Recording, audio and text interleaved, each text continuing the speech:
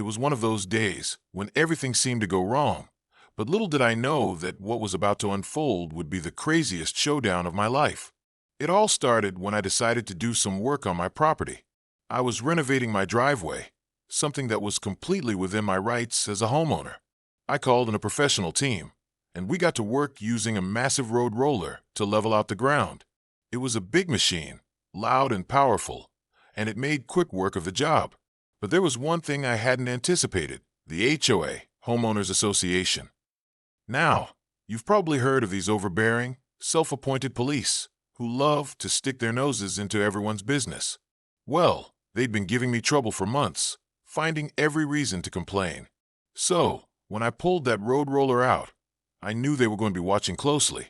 Sure enough, I hadn't been working for long when a car pulled up right beside my driveway. Out stepped the HOA enforcers. They had come to warn me that I was breaking some unspecified rule by using that road roller. The lady who got out of the car, let's call her Karen, was already looking at me with disapproval. "I'm afraid you're going to have to stop this right now. This is a violation of our community guidelines," Karen said, wagging her finger at me like I was some sort of misbehaving child. But I didn't budge. I was within my rights, and I knew it. I told her that I wasn't breaking any rules, and I wasn't going to stop. That's when things took a wild turn. Just as Karen was about to get in her car to call the authorities, a police car pulled up behind her. At first, I thought it was her calling for backup, but no. Out stepped the sheriff. I had called the sheriff earlier in the day to give them a heads up about my project, just to be safe. They'd already given me the green light to go ahead with the work. The sheriff walked over with a smirk on his face, and Karen's smug attitude quickly faded.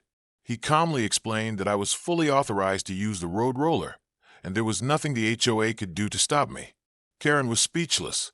The look on her face was priceless. In that moment, I felt a rush of triumph. Not only was I doing nothing wrong, but the sheriff had my back. As the sheriff drove away, Karen and her friend scurried off, and I got back to work, finishing my project without any further interruptions. It felt like a victory, and I couldn't help but smile knowing that the HOA had lost this battle. That day, I learned one important lesson: always stand your ground, and sometimes the sheriff's got your back when the HOA comes knocking.